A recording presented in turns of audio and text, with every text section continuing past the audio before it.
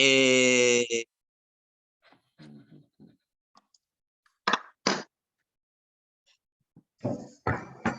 Buenos días. Después de las pequeñas dificultades, es el plenario de la Asociación Argentina de Psicología y Psicoterapia de Grupos. Contamos hoy con la presencia de la doctora Gabriela Garfiña, que es abogada, asesora en materia de seguros, ha realizado posgrados en responsabilidad civil profesional y en derecho ambiental, y desde el año 96 dirige un estudio dedicado al asesoramiento de profesionales en materia de seguros. Y también la doctora Victoria Cohen, que es psiquiatra infanto-juvenil y a la vez psicoanalista. La doctora integró el equipo de reglamentación de la Ley 448, que es la Ley de Salud Mental de Cava, y en ese momento pertenecía a la Dirección de Salud Mental de Cava, Dirección General de Salud Mental. Integra el equipo de adolescentes del Centro de Salud Mental número 1 y es miembro de nuestra institución y nos representa como delegada al Foro de Instituciones de Salud Mental. Al mismo tiempo es miembro de APIABA, que es la Asamblea de la Infancia y Adolescencia de Cava, supervisora y dedicada también a la clínica institucional. Bueno, las doctoras van a hacer una presentación y luego queda abierto a preguntas. Empezamos, si les parece, por la doctora Victoria Cohen, que se va a expresar más bien sobre la parte clínica, y luego la doctora Garfiña va a hacer comentarios respecto de la cuestión legal. Empezamos. Bueno, un gusto estar con ustedes acá y que me hayan invitado para hacer alguna transmisión en relación a estas cuestiones de la clínica y la articulación con los marcos teóricos actuales que tenemos en relación a salud mental, ¿no? Me habían acercado algunas preguntas ustedes que tenían. Yo traté de tomar algo de esto, digamos, para poder transmitir, porque me parecía que era importante las preguntas que ustedes estaban haciendo en relación a la ley de salud mental, en relación a la articulación con la clínica, al lugar de los profesionales en relación a la ley. Una tenía que ver con la comprensión de la ley, las distorsiones, qué es tan viable en su implementación, decían, cómo abordar una internación y una externación, cuál es el lugar de los profesionales, cómo abordarlo desde ahí, los familiares, qué pasa en niños y adolescentes. Se preguntaban también si era necesario otra ley para adicciones, y cómo pensarla en el ámbito público y privado. Y bueno, también Daniel me había acercado algunas preguntas en relación a algunas situaciones clínicas, que en todo caso después voy a tratar de tomarlas, que me parece importante, que son las situaciones con las que nos encontramos muchas veces en la atención de pacientes con ciertos niveles de complejidad, digamos, que requieren algunos otros dispositivos de atención, ¿no? En relación a esta cuestión de comprender la ley, digo, no sé si todos leyeron la ley, no voy a ir viendo artículo por artículo, sino que voy a ir tomando en general más o menos cuestiones de la ley. Pero bueno, es importante saber que esta ley fue sancionada en el 2010, previo a la Ley Nacional de Salud Mental. 10 años antes se sancionaba nuestra Ley de Salud Mental de la Ciudad de Buenos Aires, la 448, que es la que nos rige actualmente como ley local. Digo que es importante tenerla en cuenta. Nos rige porque siempre y cuando no haya no se contradigan tanto la nacional como la local, ¿sí?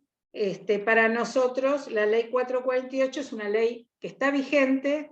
Quizás en relación a la ley nacional, que se sanciona 10 años después, habría que hacer algunas modificaciones, pero muy pocas, porque la Ley Nacional de Salud Mental tomó muchísimo en su articulado de la 448, con las diferencias que la ley nacional, al tener la autoridad de aplicación nacional y no tener prácticamente efectores propios, ¿sí? Sino que desde los años 90 más o menos se han transferido todos los hospitales que en su momento podía tener Nación al ámbito de la localidad, en el caso nuestro la ciudad de Buenos Aires, ha quedado con 2 o 3 efectores nada más.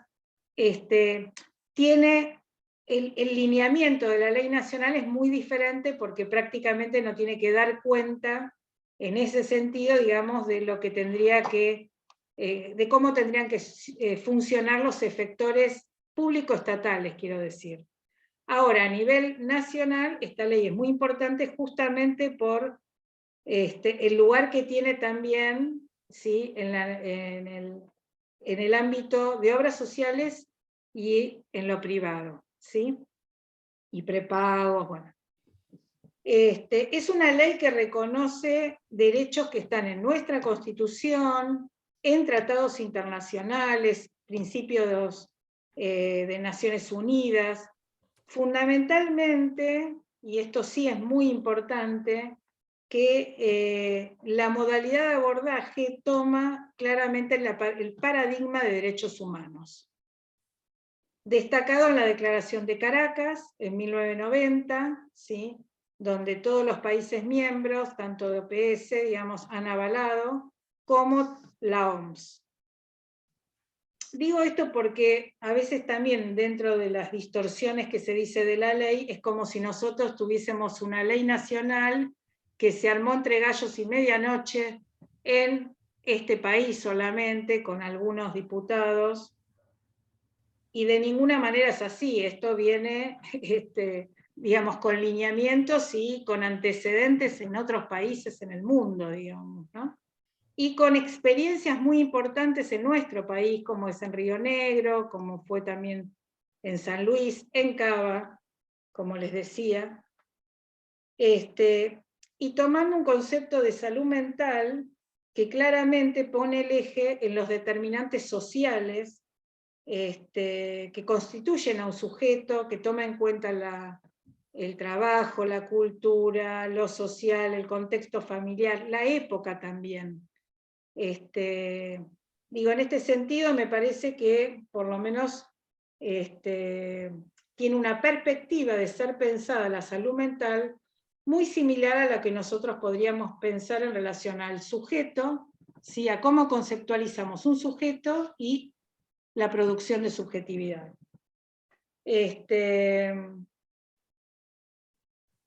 ley fue consensuada, como la 448, fue consensuada con profesionales de distintos ámbitos, tanto del ámbito científico, académico, como de organizaciones profesionales, como, bueno, una de donde nosotros estamos, como el Foro de Instituciones de Salud Mental, ha participado con las 15 instituciones psicoanalíticas y no psicoanalíticas que forman parte del foro, también dando su opinión en relación a esta ley. O sea, se han hecho audiencias públicas con diferentes proyectos en su momento, que se han presentado. O sea que fue una ley, digamos, que tampoco fue elaborada por diputados y sus asesores, sino que se han llamado en las audiencias públicas a los actores sociales, profesionales, usuarios y familiares, que esto también es algo muy importante, hacer lugar a la palabra del usuario de salud mental y a sus familias.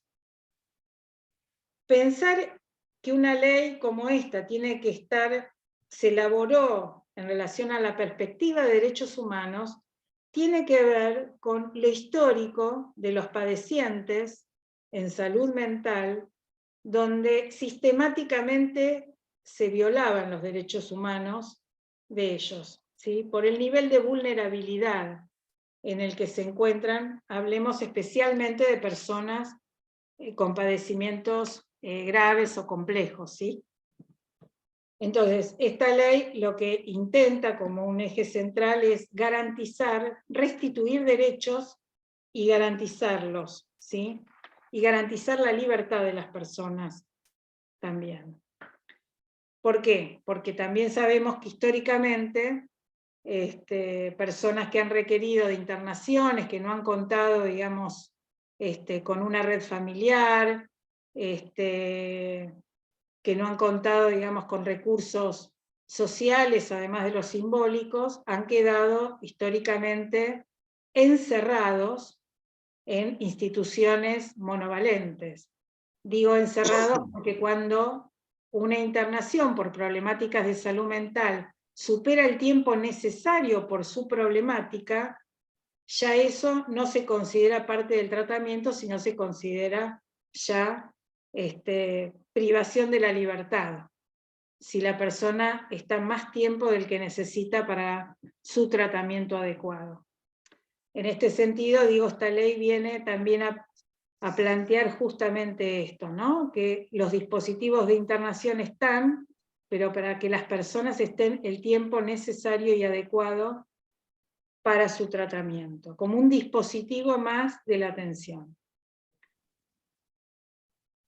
Esta ley también, desde su nominación, incluye la temática de adicciones. ¿Por qué? ¿Por qué fue importante plantear esto? Porque con la ley 448, nosotros en esa ley justamente no pusimos ninguna patología, porque la idea era pensar en una ley que abarque ¿sí? Los padecimientos emocionales, los padecimientos subjetivos, sin nombrar ninguna patología específica, incluidas las adicciones.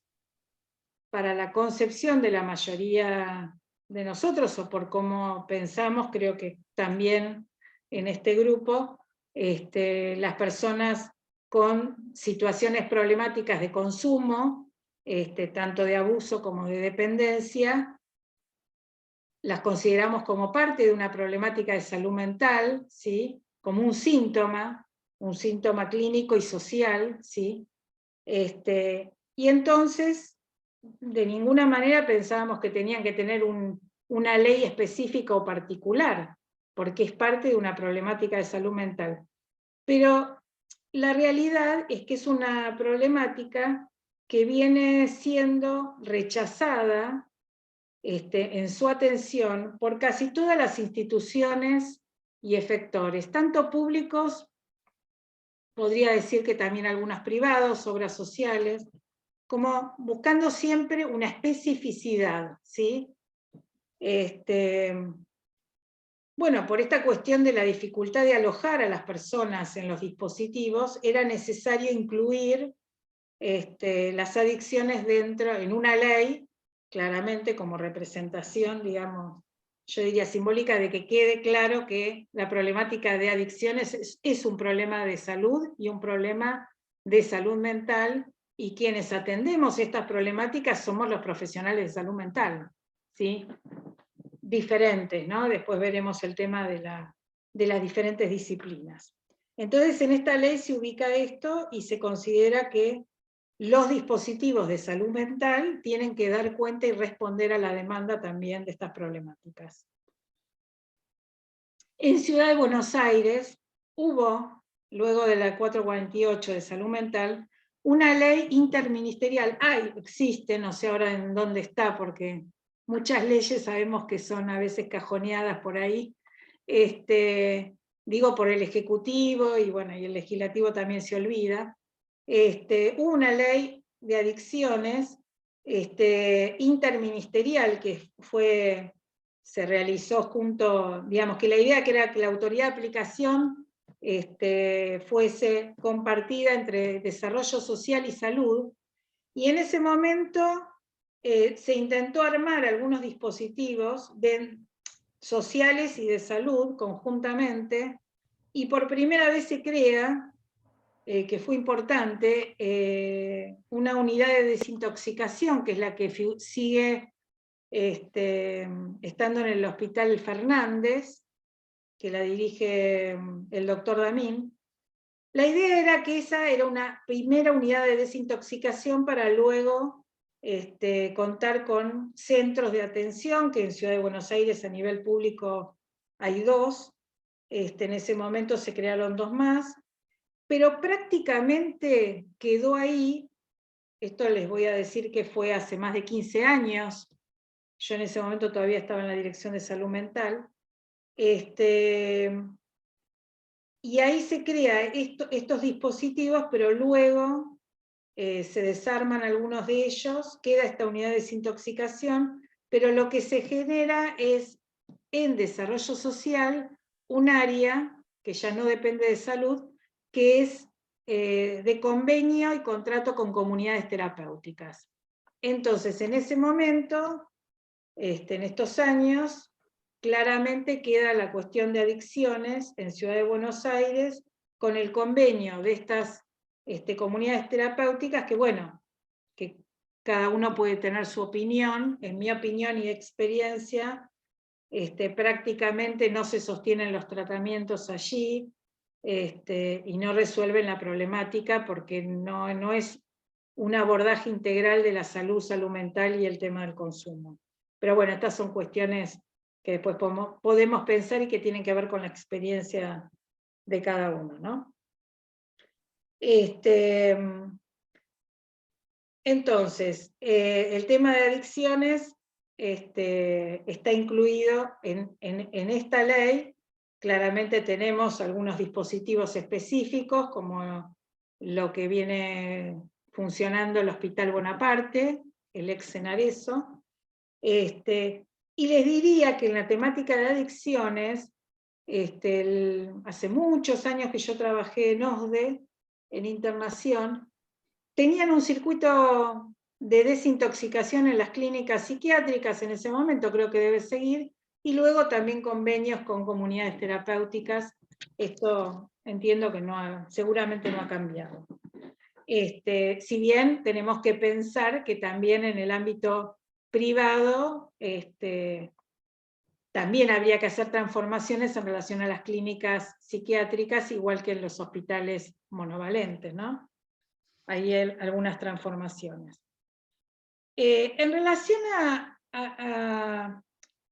al tema de las distorsiones, lo que llega en los medios también, o cómo, cuando se dice que hay que cambiar esta ley, bueno, primero que la ley está y hay que cumplirla, como todas las leyes. Acá Gabriela seguramente va a acordar conmigo, que mientras las leyes están, esta es la ley que nos rige, que no nos rige a nosotros solamente, que es una ley en defensa de los derechos de los pacientes, no es una ley para los profesionales. En todo caso, los profesionales, las instituciones, tenemos que adecuarnos, ¿sí?, a los lineamientos de las leyes, pero que fundamentalmente lo que hacen es, esta ley es de alguna manera brindar la posibilidad que las personas, cualquiera sea su situación social, económica, ¿sí?, pueda recibir el tratamiento adecuado, tanto en lo público estatal, en las obras sociales, como en el ámbito privado.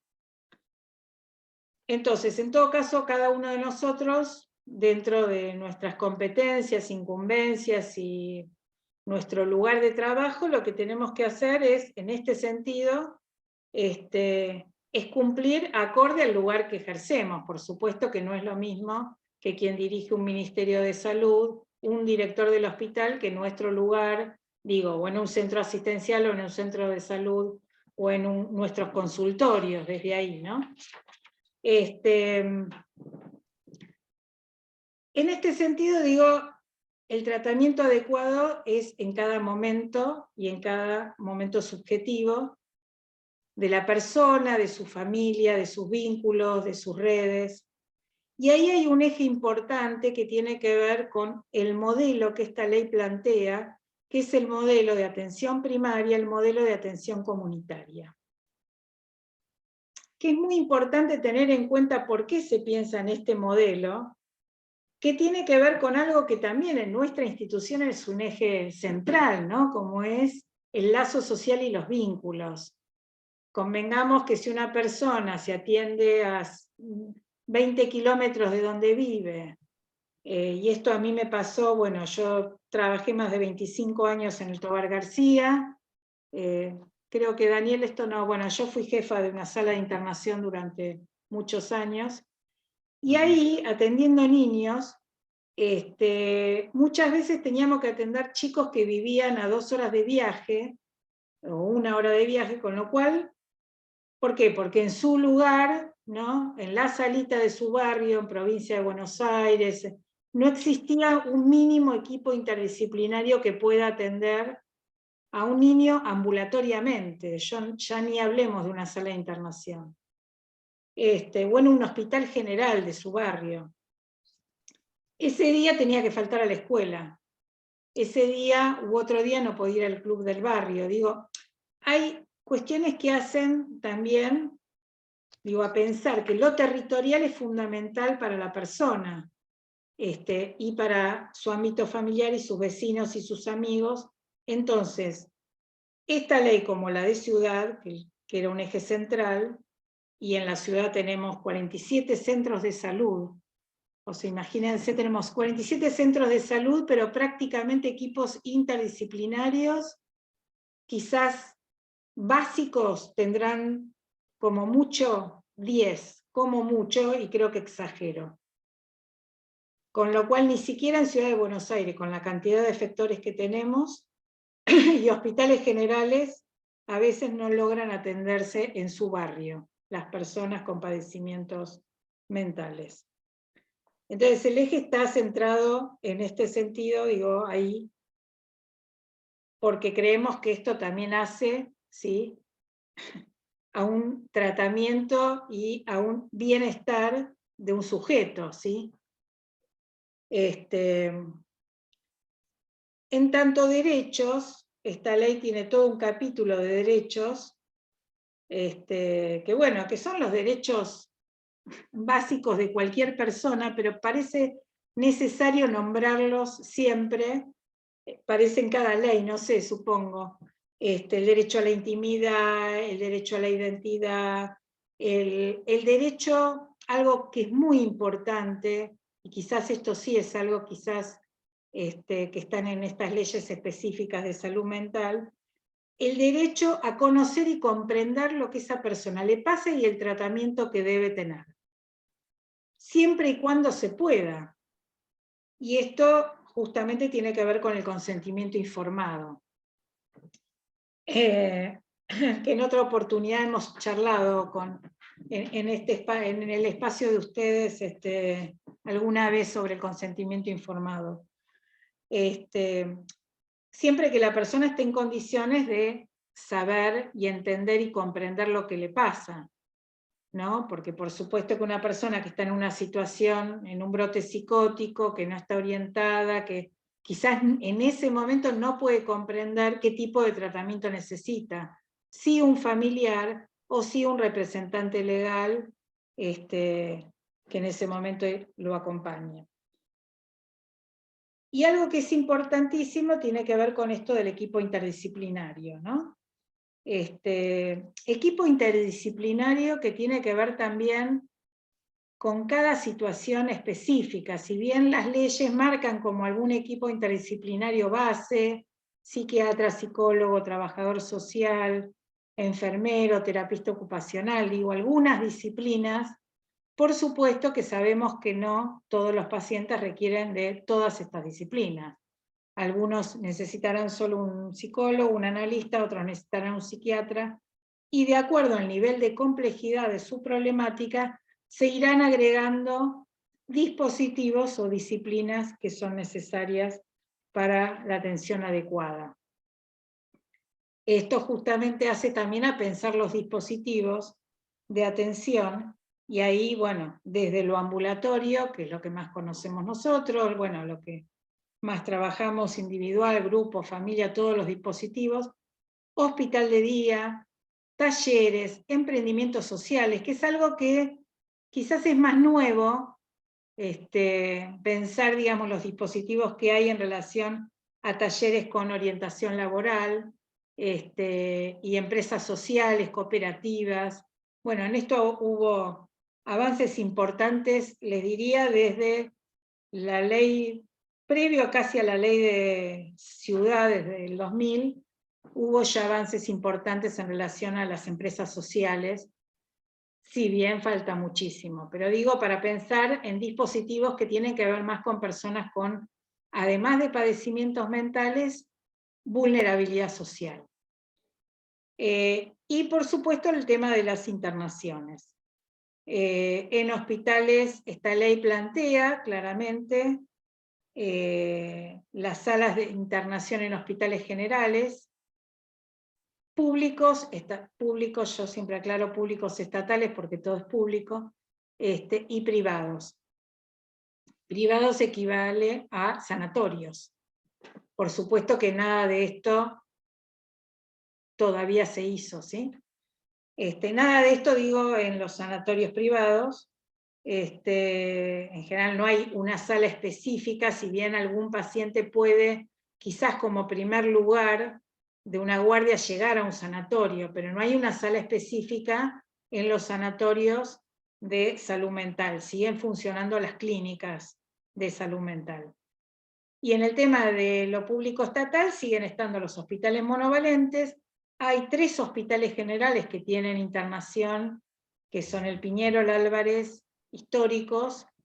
Cuando Goldenberg fue director de salud mental de la ciudad de Buenos Aires, por allá y a lo lejos, creó las salas de internación del Álvarez y el Piñero, que son bueno, una experiencia buenísima para dar cuenta de lo que se puede hacer en un hospital general en relación a la salud mental y la integración de la salud mental en la salud en general.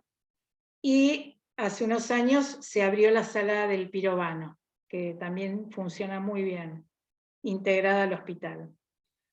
Pero prácticamente a partir de ahí, si bien tuvimos en distintas experiencias, hay en el Durán, en el Rivadavia, la posibilidad de abrir salas de internación, ediliciamente estaban creadas, pero tenemos muchas resistencias también de las corporaciones médicas, de nuestros colegas de otras profesiones médicas. Quizás también tenemos dificultades nosotros en hacer una transmisión, ¿no? Y también la representación social que implica la locura, ¿sí? Y la peligrosidad, y qué sé yo, en el Hospital Elizalde recuerdo en una de reuniones para que abran la sala del Hospital Elizalde de internación de niños, los pediatras, jefes de departamentos de pediatría, decían, sí, después voy a hablar del alvear también, pero como monovalente, sí, sí, hay internación, claro. Estaba leyendo los mensajes. Los pediatras decían que no era necesario abrir una sala de internación en el Hospital Elizalde porque para eso estaba el Tobar. Porque los chicos con problemas de salud mental son casos sociales.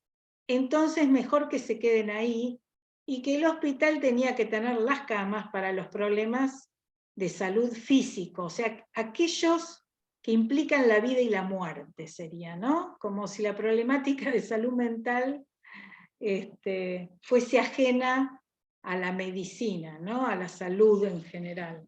Creo que también es un problema nuestro en cómo nosotros también transmitimos esto en relación al campo de la salud en general, y quizás tenemos que hacernos responsables también de por qué siempre pensamos que está también esta fragmentación que se da entre salud mental y salud en general, ¿no?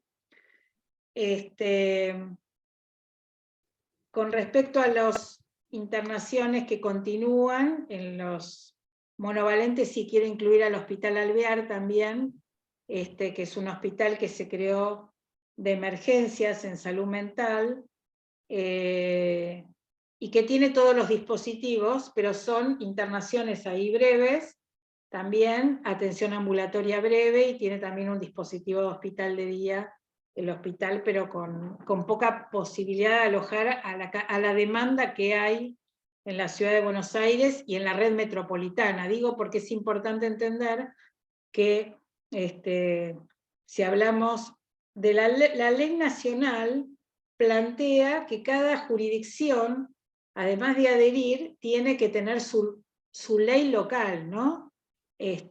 Acorde a la ley nacional. Entonces, y también sus dispositivos locales, acorde también a las problemáticas de ese lugar. Digo, no es lo mismo Ciudad de Buenos Aires, Provincia de Buenos Aires, o Jujuy, o San Luis, o Córdoba. Entonces, cada provincia, cada jurisdicción tiene que tener su ley, que por supuesto no puede ser inferior a la ley nacional, en tanto las recomendaciones y los lineamientos más importantes, pero tienen que ser locales. Y en este sentido, bueno, nosotros tenemos nuestros hospitales también monovalentes, que continúan existiendo también, porque son los que por ahora siguen dando las respuestas que necesitamos, porque no tenemos otros hospitales generales con internación, porque en el tema de niñez tenemos el Tobar García y tenemos el Izalde, que abrió su sala pequeña de internación, y el Hospital Gutiérrez nunca accedieron a la apertura de la sala específica. Si bien internan niños o adolescentes, los internan en una cama al lado de un paciente quizás que está con un suero, que está... Digo, no es el lugar adecuado ni para el pibe que está con un problema de salud física, ni para el pibe que está con un problema de salud mental, que necesita un espacio que tenga una sala de juegos. Un pibe con una problemática de salud mental no tiene que estar en una cama, tiene que circular por actividades, es otra dinámica. Así que cuando hablamos de internación en sanatorios, en hospitales generales, no hablamos al lado de la cama de un paciente con una neumonía, hablamos de una sala específica dentro del hospital general. ¿Y por qué digo esto también? ¿No? Porque a veces no se entiende por qué es diferente pensar en una internación en salud mental en un hospital general y por qué existen hospitales especializados en gastroenterología, en qué sé yo, en infectología. Es diferente por la representación que hay en el imaginario social. La locura tiene una representación muy distinta, y en general todos queremos que esté alejada de nosotros por la peligrosidad. Que venimos con esto, por más que nuestra ley nacional corrió el concepto de peligrosidad, nuestra ley ahora habla de riesgo cierto e inminente. El tema es, y esto también es una experiencia que muchos colegas y yo tuvimos en el Tobar García, con los etiquetamientos también que pasaba cuando un niño o un adolescente se internaba en el Tobar, quizás por unas autoagresiones leves, nada terrible, quizás solo riesgo para sí. El momento de la externación y el momento del ingreso nuevamente a su vida, escuela, club, en ese momento era rechazado por sus ámbitos.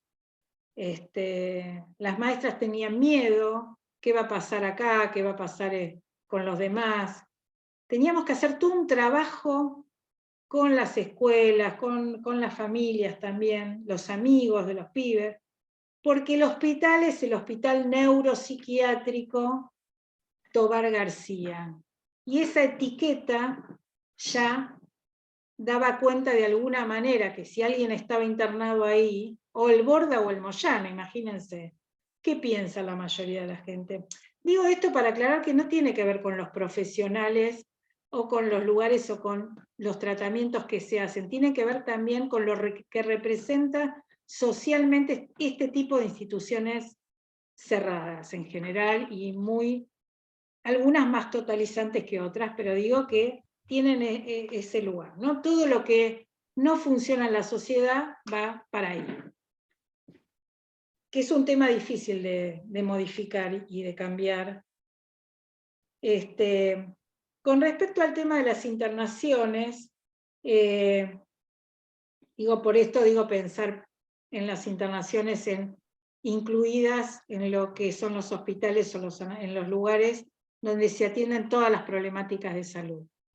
Y en los CESAC, que es muy importante la atención ambulatoria dentro de los centros de salud y atención comunitaria, que son los lugares de atención de todas las problemáticas de salud de la gente de los barrios, menos la de salud mental si tienen un nivel de complejidad mayor, porque la mayoría de los CESAC no tienen tampoco psiquiatra mínimo. No digo ya un terapista ocupacional, un psicopedagogo, algunos tienen, algún fonoaudiólogo, algunos psicólogos, muy poquitos. Pero bueno, ni siquiera, digamos, una persona que necesita solo un tratamiento, quizás de alguna medicación y algún tratamiento psicológico, a veces no se puede atender en un centro de salud. Ni un adulto, y menos un niño o adolescente, que psiquiatras infantiles hay muchos menos. Bueno, esto con respecto, hospitales de día también hay muy pocos, con lo cual digo, en temas de, cuando hablamos de la implementación de estas leyes, tiene que ver con las decisiones políticas de los gobiernos de turno, del Estado, de los ministerios, y de que se cumpla con el presupuesto que tiene que tener salud mental también dentro del campo de la salud. La ley plantea, la ley y su reglamentación, ¿no? Digo, no es solo la ley, es muy importante leer la reglamentación de la Ley Nacional de Salud Mental porque aclara mucho más algunos artículos de la ley. Habla de un 10% del presupuesto de salud en general para salud mental. Esto no se cumple ni en nación y no se cumple en ciudad, mucho menos. Y que hay un 2 o 3%, y el 80% del presupuesto de salud mental, de ese 2%, va solamente a los hospitales monovalentes para sostener el recurso profesional, todo lo que se sostiene ahí. Así que imagínense que el otro 20% va a todos los recursos del resto de... Y bueno, no sé, en el ámbito de obras sociales y privados debe ser muy parecido. Prácticamente nada.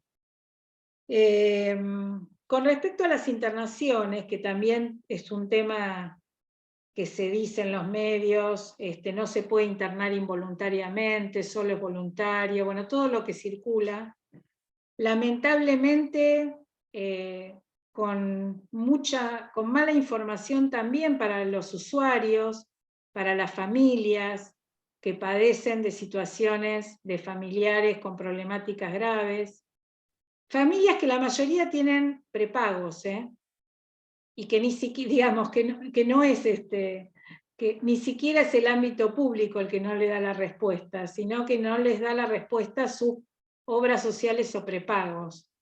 Y que a veces por estar mal informados, mal asesorados por profesionales, por nosotros, también dicen, porque muchos profesionales dicen, no te puedo internar porque la ley dice que solamente tiene que tener consentimiento y es voluntaria. Mentira, de ninguna manera. La ley en su artículo 20 habla de la internación involuntaria, habla de qué manera cuando hay riesgo cierto inminente. El 80% de las internaciones, y esto se lo escuché decir hace muy poquito a quien coordina el órgano, a la secretaria del órgano de revisión, que es quien realiza, la doctora Iglesias, quien realiza el relevamiento de las internaciones, el 80% de las internaciones en salud mental son involuntarias. Ni que hablar de niños y adolescentes, donde dependen de sus padres.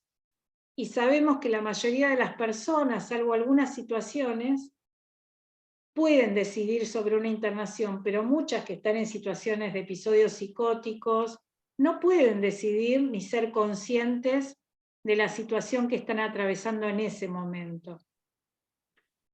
Y a veces hasta personas con riesgo de suicidio, aunque estén en condiciones de poder pensar, está la situación del riesgo en el que están, de querer matarse, por ejemplo, que tampoco van a consentir en una internación en pensar un tratamiento que los acompañe a salir de tal situación, ¿no? Entonces la ley contempla claramente la internación involuntaria, ¿sí? Lo que sí plantea es que dentro de las 10 horas hay que comunicar al juez quién va a garantizar que esa internación, ¿sí?, se realice en el tiempo necesario y adecuado, ¿sí?, junto con el órgano de revisión. Que después les planteo algo más del órgano de revisión. Yo no sé cuánto tiempo hay, pero estoy tratando de hacerlo lo más acotado, pero bueno, cualquier cosa me avisas, Daniel, si tengo que cortar o después me preguntan, pero lo que quiero decir es que en relación a la internación, lo que es muy importante es que por primera vez, tanto en la internación voluntaria e involuntaria, el equipo interdisciplinario es quien decide la internación. Previo a esta ley, existía la ley 22914, que era una ley de control de internación, donde los pacientes se internaban con la orden judicial. El equipo interdisciplinario o el equipo de salud no tenía la posibilidad de evaluar y decidir. Quizás un psiquiatra forense decía, está orientado, desorientado, alucinado. Esos eran los informes que llegaban a los hospitales. Y lo peor de todo era que no solo se decidía la internación, sino que también se decidía el alta. Con lo cual, para dar altas de pacientes que estaban en condiciones de externación, teníamos que esperar el alta judicial. Y podían pasar meses. Esto nos pasaba con niños y adolescentes. Chicos que tenían familia, no solamente pibes que no tenían familia. Estoy hablando de pibes con familia. Entonces, esta ley nos permite, esta ley que además modificó el Código Civil, derogó la ley 22914, modificó el artículo 482, que era el que ordenaba de alguna manera que el juez tenía la potestad de internar, amplió la posibilidad que podamos nosotros evaluar, decidir esto y decidir el alta. Ya, aunque haya una internación involuntaria, no tenemos que esperar la autorización del juez, sino que podemos dar el alta y comunicarlo, nada más que eso. Con acuerdo de la familia, por supuesto, y siempre contando con, informando qué dispositivo adecuado después tiene, y también teniendo en cuenta si esa persona que está en condiciones de alta tiene dónde ir a vivir. Si no, hay que comunicarse con la autoridad de aplicación, con desarrollo social, y ahí sí el trabajo, y esta ley plantea que no es solamente un equipo interdisciplinario, sino un equipo intersectorial. Hay que hacer uso de las redes y de los diferentes sectores que tienen que abordar las problemáticas sociales, por ejemplo, cuando una persona no tiene dónde ir a vivir, e informar también al órgano de revisión que esa persona no se puede externar hasta que no tenga un lugar donde vivir, por supuesto. Pero ahí ya la internación ya pasa a tener no la indicación de una internación por una problemática de salud mental, sino que la persona queda internada más tiempo del necesario por un problema social. Y es interesante porque ahí sí tiene que intervenir el órgano de revisión, tratar de gestionar también con la autoridad de aplicación lugares sociales, vivienda, trabajo, subsidios, lo que sea necesario para la persona. Un poco entrando en lo que es el órgano de revisión, es un órgano que se crea justamente para, como eje central, es el órgano que depende de la Defensoría General de la Nación, y en esta perspectiva que yo les decía de esta ley de derechos humanos, se crea justamente para garantizar que no se vulneren los derechos de las personas, ¿sí? Tanto con problemáticas de salud mental, adicciones. Denunciar las irregularidades, las familias, los profesionales, controlar que no se prive de la libertad a las personas, que reciban los tratamientos adecuados, Y está conformado, porque el órgano de revisión está conformado por ONGs, por un representante del Ministerio de Salud, por asociaciones profesionales científicas, por usuarios y familiares, ¿sí? Y la Secretaría de Derechos Humanos. Forman parte del órgano de revisión que se renueva cada 2 años con la posibilidad de permanecer un año más, pero se va renovando las organizaciones que participan allí.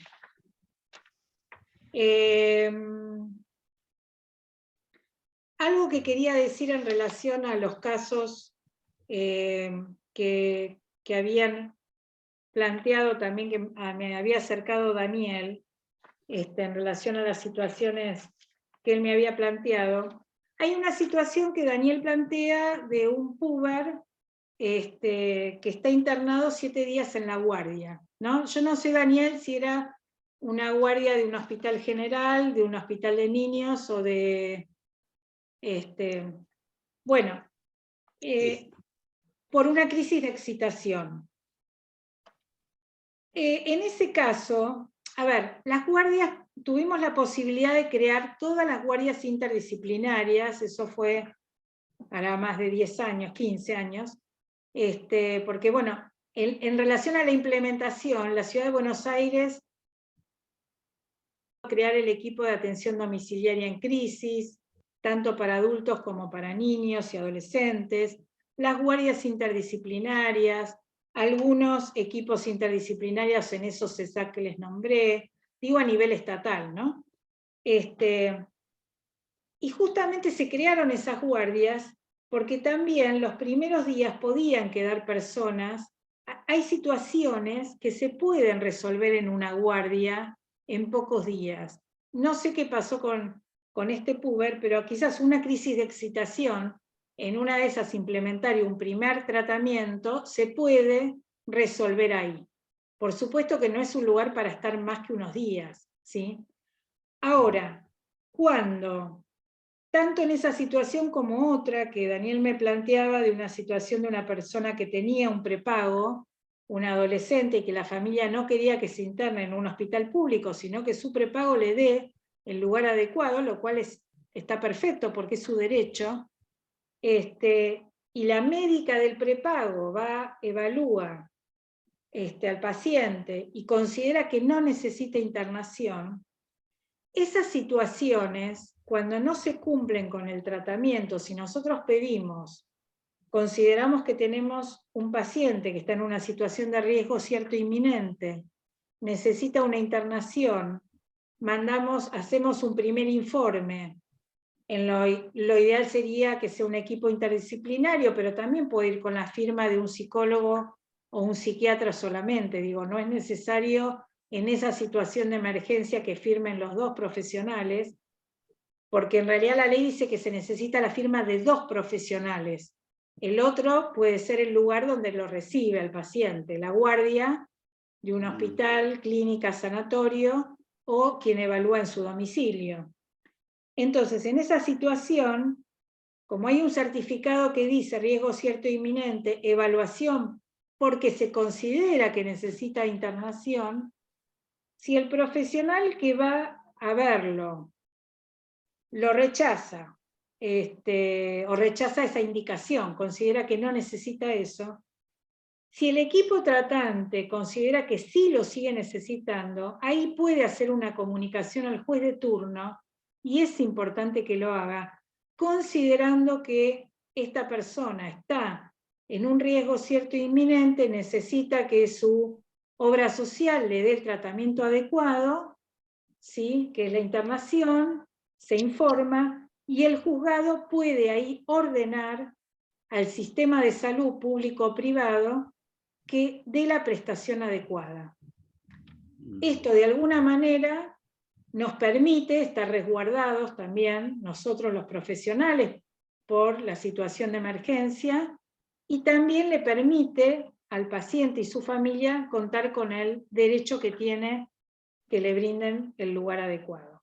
Es cierto que a nivel privado no hay clínicas infanto-juveniles, pero en las clínicas de adultos, por lo menos yo he trabajado en internación en OSDE para una de las clínicas, y lo que hacíamos era internar con familiar o acompañante terapéutico, siempre digo, porque, para que no quede el adolescente solamente con adultos, ¿sí? Entonces, este es el modo. Quizás si ese paciente que estuvo en la guardia 7 días requeriría de continuar con una internación, porque quizás se resolvió la situación de la crisis de excitación y puede continuar en un dispositivo ambulatorio. Entonces ahí no se necesita hacer más nada. Digamos, se responde a la prestación de esa manera. En general en las guardias pueden estar unos días y en general quedan con algún familiar, ¿sí? También en las guardias generales. No es lo mejor, depende cada hospital, cada lugar, qué tipo de infraestructura tenga, pero pueden estar ahí. Y el otro caso, Daniel, ahora no recuerdo. Victoria, para darle tiempo, como empezamos más tarde, para darle la palabra a la doctora Grafiña, y en todo caso después. Seguimos. Te agradecemos mucho y la verdad aportaste cosas que no sabíamos. Y es lo más importante. Bueno, damos la palabra entonces a la doctora Gabriela Grafiña. Adelante. Está silenciada. Sí. Perdón, no podía reactivarlo yo el audio. Bueno, buenos días. Yo he tenido oportunidad de leer la Ley de Salud Mental y su reglamentación, y también de ver algunos casos. Coincido con Victoria en muchas de las cosas que han pasado. De hecho, en los hechos, digamos, uno las ve. Hay que judicializar muchas veces el paciente para lograr la internación por parte del prepago, porque ante un caso complejo muchas veces prefieren no intervenir, o tratar de que pase a la salud pública, y entonces, es necesario este procedimiento. Pero mi función, voy a tratar de ser breve y concisa. Yo me dedico especialmente a mirar el mundo desde el lado del profesional. Lo que nosotros hacemos es proteger toda esta función tan importante que ustedes desempeñan en la sociedad. Entonces, yo voy a aclarar conceptos con relación a cómo funcionan las coberturas de seguros con relación a todas estas prácticas. Para empezar, el seguro cubre al profesional en el ámbito de la República Argentina y lo ampara por todo cuanto deba un tercero, así es la definición de la póliza, en virtud del ejercicio de su profesión. Entonces, el primer requisito es que sea profesional, digamos, de la especialidad que se denuncia en la póliza. Es importante saber qué cosas no están cubiertas, porque hay muchos mitos, hay mala información en los medios acerca de lo que se cubre y lo que no se cubre. Todo lo que yo no mencione acá está cubierto. Significa que la póliza actúa tiene una enumeración, todas las pólizas, porque yo estoy acá, en este acto estoy comparando mínimo tres pólizas de 3 compañías diferentes, ¿no? 3 textos, por decirlo más específicamente. Los hechos que no están cubiertos son los que están fuera de la vigencia de la póliza, para empezar. Los actos que están fuera de la República Argentina, salvo los del buen samaritano, porque todos los actos que se entienden como del buen samaritano en cualquier parte del mundo están amparados por todas las pólizas. Los que están cubiertos por la ley laboral, porque si fuera un reclamo laboral no formaría parte, digamos, de un reclamo profesional. Culpa grave y dolo, que son 2 figuras que todos los profesionales comprendemos. Las ofensas sexuales, los tratamientos prohibidos por la ley, o no reconocidos por la ciencia médica, que hoy hay muchos dando vueltas. La violación del secreto profesional, los aparatos no reconocidos por la ciencia médica, Y después los experimentos con personas y los experimentos y temas relacionados con laboratorios medicinales, o sea, lo que son medicinas suministradas y de las cuales hay responsabilidad por parte del laboratorio. Estas son las exclusiones de la póliza, todo lo demás está cubierto, todo lo demás que hace un profesional en el ámbito científico del ejercicio de su profesión está amparado. Entonces, ¿cuáles son las únicas obligaciones? Digo únicas y no son tan únicas, ¿no? Porque, digamos, es importante. El profesional tiene dos obligaciones. Una es colaborar con la compañía en el momento del siniestro. La otra es la guarda y el llevar una historia clínica.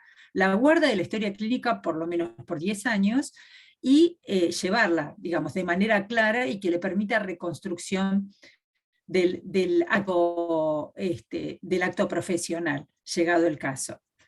Entonces, teniendo, digamos, en claro que se cubren en el ámbito de la República Argentina, salvo estas exclusiones, y llevando a cabo, digamos, la historia clínica y un control lógico, digamos, de lo que hacen los pacientes, no, digamos, la sensación de estar cubierto y de estar tranquilo porque alguien va a responder, tendría que ser, digamos, más plena, digamos, por decirlo de una manera.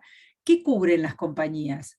La compañía no solo cubre la indemnización que le van a pagar a un tercero llegado el caso. Digo llegado el caso porque no necesariamente esto sucede. Cubre también los gastos causídicos. ¿Los gastos causídicos qué son?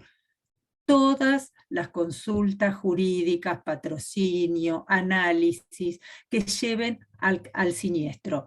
Y eso es muy importante. En estas pólizas en Argentina incluyen los gastos causídicos. En otras partes del mundo hay que comprar aparte una póliza para gastos causídicos. En otras partes son separadas. Hay que comprar una póliza para la indemnización, otra para los gastos.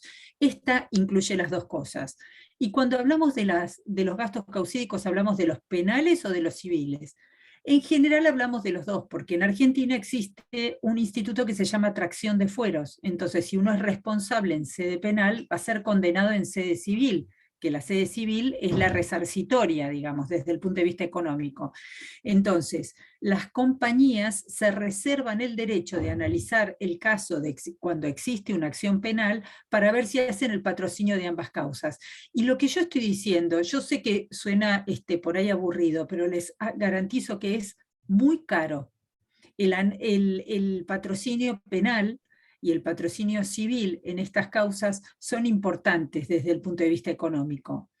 Como la compañía sustituye al profesional para pagar, lo que busca es la mejor defensa para que el profesional salga indemne. Por eso es importante colaborar con el letrado que la compañía proporciona.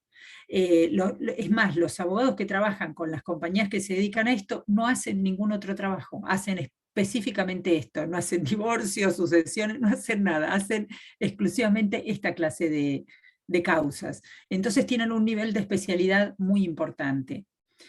Y entonces también cuando un profesional tiene una póliza, tiene como un equipo que lo defiende, incluido en esa póliza, y con el que puede contar las 24 horas. De hecho, la mayoría tienen un servicio 24 horas de consultas por casos de emergencia, porque tanto los médicos como los psiquiatras como los psicólogos tienen situaciones de emergencia. Y a veces si tienen dudas, si tienen que consultar, hay un 0800 donde atiende uno de estos letrados. A veces es 0800, a veces es un teléfono celular, donde atiende uno de estos letrados y resuelve una duda sobre un procedimiento, sobre un proceder frente a un determinado caso.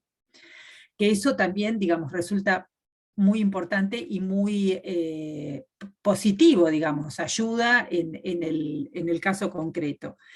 Y después hay otra cosa que me interesaría clarificar, porque a partir del año 2016, con la modificación del Código Civil, sucedieron varias cosas. Por ejemplo, ¿quiénes no son terceros? O sea, en una póliza, la compañía cubre a todos los terceros. ¿Quién no es un tercero? Es el cónyuge, es el cohabitante, y es las personas hasta el 3er grado de consanguinidad o afinidad del profesional o del cohabitante, porque empiezan a incorporarse estas figuras, digamos, a la póliza y a las exclusiones, porque por más que no estén casadas, la famosa consulta es no estoy casada, pero, y si no estás casada, no, decían antes, ahora es si no estás casada, sí. Entonces, tiene la misma, digamos, consideración si cohabitan y si son familiares del cohabitante. Tienen esta consideración, no son considerados terceros frente a la póliza. Por ejemplo, la otra modificación que se introdujo en estos contratos es el plazo de prescripción legal de las acciones, que son 3 años, antes eran 10, no sé si ustedes recuerdan. Antes eran 10 y las compañías tenían todo un sistema para tener una ultraactividad de la póliza y que se cubran esos 10 años, ahora son 3 años, todas las compañías cubren esos 3 años, o sea, por cada año de vigencia, los 3 años de ultraactividad que exige el Código Civil. De diferente modo, económicamente algunas son un poco más caras, otras son más baratas, pero todas amparan esos 3 años. Y la última cosa importante para tener en cuenta es la fecha de retroactividad. No sé si saben que estas pólizas tienen una vigencia retroactiva a la vigencia original de póliza. ¿Saben eso todos? Significa que la primer vigencia, vamos a suponer, yo tengo mi primer póliza, no sé, no me gusta decir mucho los años, pero supongamos en 1998, vamos a ponerla en enero de 1998. Esa es mi primer vigencia original, en enero del 98. Hasta hoy, yo fui aumentando la suma asegurada, ¿por qué? Y por la inflación, porque mi trabajo cambió, por lo que fuere. La compañía aumenta en forma retroactiva mi suma asegurada, manteniendo el valor que tiene hoy por si ingresara o si hubiera un ingreso de algún tipo de causa.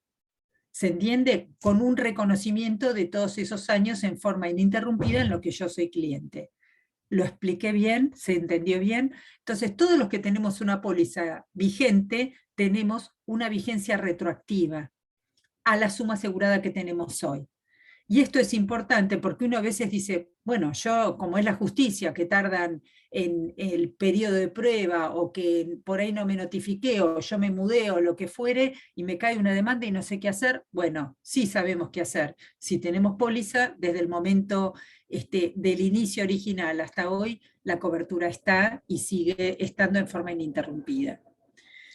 Yo traté de ser lo más breve que pude porque, bueno, sé que en el tema de seguros uno puede extenderse, pero me encantaría saber si necesitan aclaraciones o si tienen más dudas con relación a cómo funcionan estos productos que se fueron adaptando desde que iniciaron en Argentina hasta hoy, y fueron no solo adaptándose para cubrir de acuerdo con las normas del Código Civil, sino también con el resto de la normativa que ampara y que nos obliga a los profesionales en el ejercicio de la profesión, porque el seguro acompaña, digamos, todo esto, siempre se amolda y cambia para mantener vigente, digamos, las coberturas y que sean útiles, ¿no? Porque si no, no serían útiles para el profesional. Bueno, muy bien. Queda entonces abierto a las preguntas que quieran hacer los participantes. Gracias. Hubo una pregunta Sí. respecto de este cantante que salió en los medios, un caso de adicción y que hubo todo un problema para su internación. No sé si ustedes quieren, me refiero a las dos participantes, las dos doctoras, opinar sobre esto. Otro caso que surge es el de los médicos psiquiatras procesados del Hospital Borda, donde entiendo hubo un conflicto de criterios entre el juez que ordena la internación y los médicos que reciben al paciente y consideran que no hay criterios psiquiátricos de internación, ¿sí? Y al no internarlos, el juez los procesa.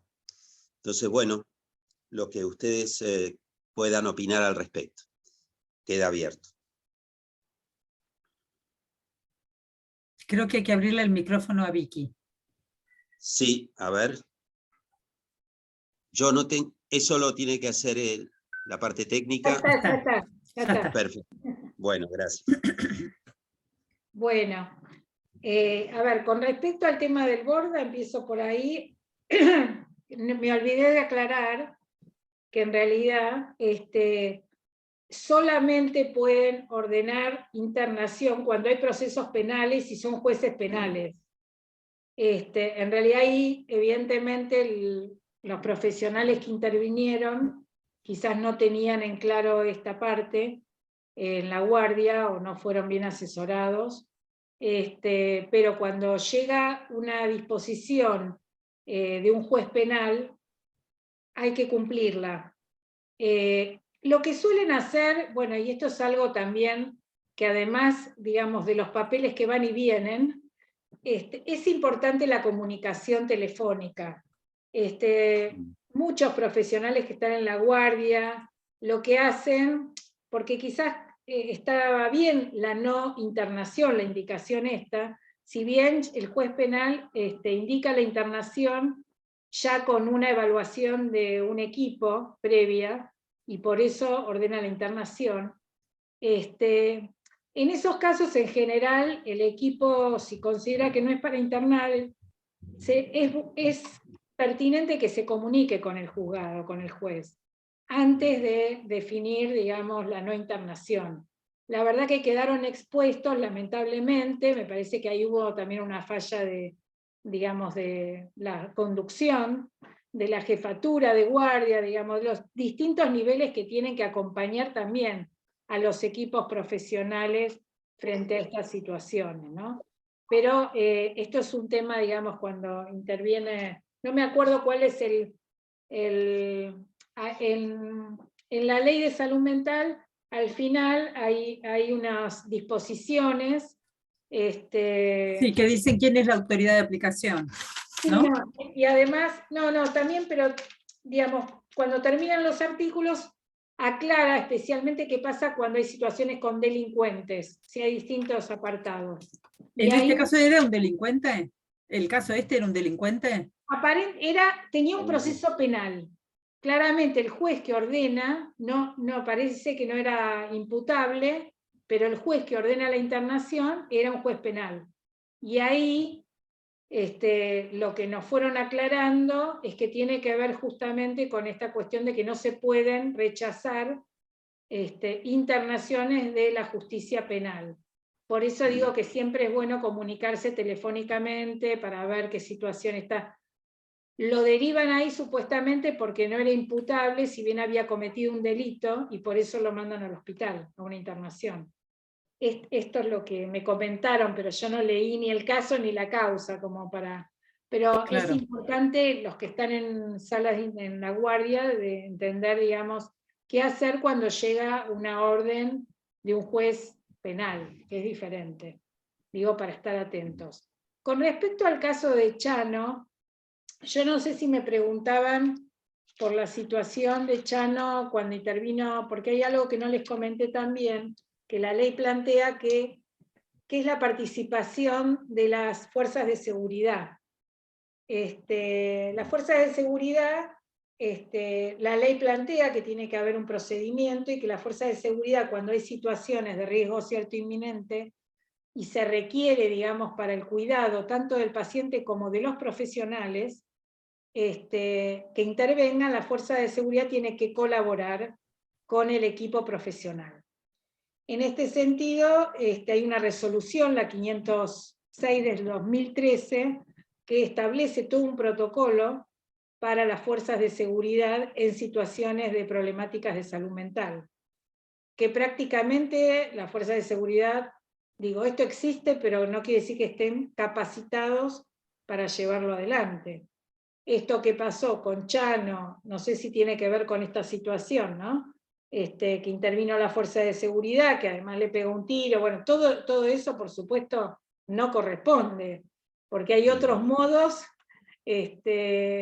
Chano no tenía un arma, digo, y tampoco digo alguien que quiere, no sé si se dice reducir o contener a alguien, le va a pegar un tiro en el abdomen, digo.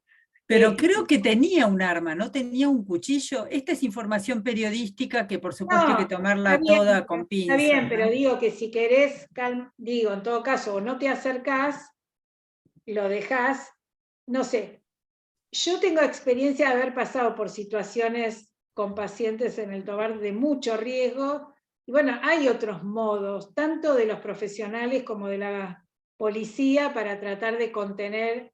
A veces lleva más tiempo, llevan horas, hay que esperar. Bueno, todo eso también tiene que ver con la disponibilidad tanto de los profesionales como de las fuerzas de seguridad, que a veces se quieren ir rápido.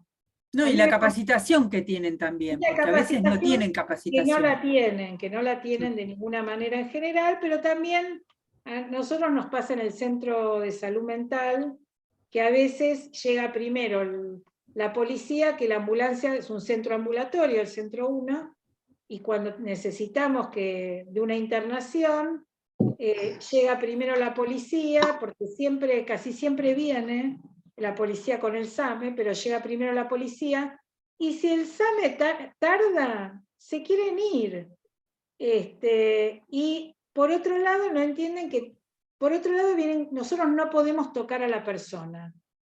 A ver, nadie pide que toquen a la persona, solamente que intervengan en el caso. Entonces o no tocan a la persona o le pegan un tiro, ¿no? Es como que no hay un intermedio ahí para intervenir. Pero bueno, como ninguno de nosotros estuvimos en el caso Claro. específico, me parece que es difícil, todos nos guiamos por lo que escuchamos, pero sí es importante esta resolución y la capacitación que hay que tendría que haber para que las fuerzas de seguridad colaboren, ¿sí?, en el momento que hay una situación de riesgo, que implica también riesgo a terceros, además del riesgo a la persona. Y luego creo que se hace uso de la situación de él, del familiar, donde, bueno, algunos políticos partidarios hacen uso también de esto para decir que la ley es la responsable de la situación que vivió Chano como petinato. De ninguna manera. Si la ley se implementa y se cumple, hubiese tenido el tratamiento adecuado en el sanatorio, como después lo tuvo en otro episodio, ¿no? En la clínica psiquiátrica, digo, en cada situación, como el otro caso. Me parece que estos son casos mediáticos que de alguna manera visibilizan más que el problema de la ley, la falta de implementación. Y claramente ese sí es un problema grave, que no haya decisión política para implementarla, que no haya también decisión política para controlar a los privados a que la implementen. El Ministerio de Salud también es fiscalizador y controlador de lo privado, no solamente de lo estatal. Entonces me parece que ahí hay una responsabilidad del Estado en esto, ¿no?, fundamentalmente. Por eso decimos que tiene que ver con la implementación y no, digamos, con la ley en sí misma. Disculpame, Vicky, que te interrumpo. Me parece muy clave esto que acabas de subrayar. Pero hay algunos comentarios en relación a algunas cuestiones que trajo Gabriela también, Sí. que piden algunas precisiones, y como nos falta poquito tiempo, bueno, Gabriela, por ahí podés aclarar algo. Sí, yo la primera cosa que quería aclarar, porque, bueno, está Liliana, la pregunta es acerca de los 10 y 3 años. Hasta la vigencia anterior del Código Civil, anterior al 2016, que se sanciona el nuevo Código Civil y Comercial de la Nación, el plazo legal de prescripción de las acciones era de 10 años. Entonces, por cada hecho o acto que diera lugar a una reparación en el ámbito profesional, había 10 años de plazo legal de prescripción. La prescripción es el periodo por el cual uno puede recibir una demanda por un hecho sucedido en ese momento. Ese plazo se redujo a 3 años. con el nuevo código, siguiendo la normativa mundial, que estaban en 3 y 5 años, que nuestro código tenía 10, y solo algunos países tienen 30 años, la mayoría están en estos plazos. Entonces la modificación lo que trajo fue este plano, digamos, como más real, porque por cada hecho estar esperando 10 años, cuando la vida de un profesional son 30, 40 años, era prácticamente muy, muy difícil. Igual las compañías lo cubrían, pero bueno, ahora a partir del año 2016 son 3 años, lo que significa que quienes trabajábamos antes tenemos hechos que tienen todavía 10 años de prescripción y vamos a tener hechos o actos que tienen ya 3 años, desde el 2016 en adelante. No sé si esto ahora quedó claro, Liliana. ¿Sí? Así es. Y después yo quisiera decir una cosa más con relación al paciente que no va, que tiene que venir y deja de venir. En realidad depende de la situación. El paciente abandona la terapia, pero si es un menor, hay que analizar el caso, ¿no? Si es menor, si los padres firmaron, entonces hay que citar a los padres para que alguno de ellos venga y diga que no va a continuar. Hay que ver en cada caso en particular. Es difícil si la persona abandona la terapia y si uno la llama para ver qué pasa y no responde, que uno tenga una responsabilidad. Es muy difícil eso. Y es muy difícil depende, sí, es importante qué figura en el consentimiento informado. Claro. Por eso es importante saber, bueno, yo no sé en el centro asistencial cuál es el consentimiento que les hacen firmar. Pero, por ejemplo, hay consentimientos que si uno pone que si falta 2 sesiones sin aviso, se da por interrumpido el tratamiento, y eso está firmado en el caso de menores, por los padres. Los padres y los niños, ambos, porque algo que es importante saber es que la Ley de Protección Integral de Derechos del Niño también, digamos, considera al niño como sujeto de derechos y considera que si tienen juicio para entender y comprender, en determinada edad también hay que informarles a los chicos, en ese sentido. Pero digo que es importante tener en cuenta eso. Después es, como dice Gabriela, el caso por caso, depende de cada uno, qué sé yo. Yo en general suelo llamar cuando faltan 2 veces, 3, sin aviso, para ver qué pasó, me interesa saber, y entonces, bueno, en la historia clínica, si deciden no continuar, registro el dato a partir de mi comunicación y cierro el tratamiento. A partir de ese momento, si pasa algo después, si no era un paciente grave, estoy diciendo, ¿no? Claro. Es un paciente que consideramos de riesgo, sí, en el caso de niños o adolescentes hay que hacer la comunicación al Consejo de Derechos, además, y comunicar a un juzgado si uno considera que está en riesgo cierto inminente. Y hacen abandono de tratamiento, eso sí. Pero si no, el tratamiento se cierra y hay que registrarlo en la historia clínica. Después uno no tiene garantías de ninguna persona de lo que suceda en la vida de cada uno, ¿no? No. Pero está bueno pero también, tampoco son responsables de todo lo que sucede en la vida de esas personas. Claro, claro. Sí, sí, por eso, esto que vos decís, Gabriela, que tienen que venir a firmar que no concurren más, sí. Nosotros lo hacemos en los casos de riesgo, donde cuando no se sostiene el tratamiento por contraindicación, digamos, porque deciden no continuar con las indicaciones, que son contra la opinión profesional, médica, psicológica. Pero bueno, es una opción también que vengan a firmar los padres. Acá hay una pregunta. Sí, la estoy viendo. ¿Cómo funciona la cobertura? Sí, para mí también. La realidad es, el ámbito de cobertura es la República Argentina, porque las pólizas de seguro se rigen por las normas de nuestro país. Entonces, llegado el caso que la persona tuviese algún reclamo para hacer con el profesional, en principio tiene que litigar en Argentina.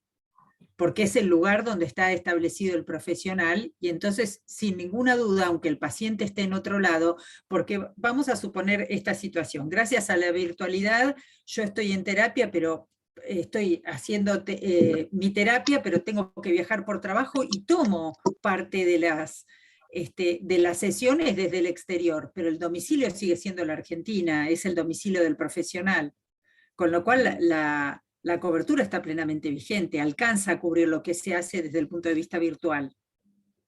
Bien, Sin bien. problemas, pero el reclamo tiene que venir a la República Argentina. Si la persona hace un reclamo en Nicaragua, por decir algo, ¿no? Si fuera Nicaragua o algún lugar así, es imposible que lo puedan seguir desde acá.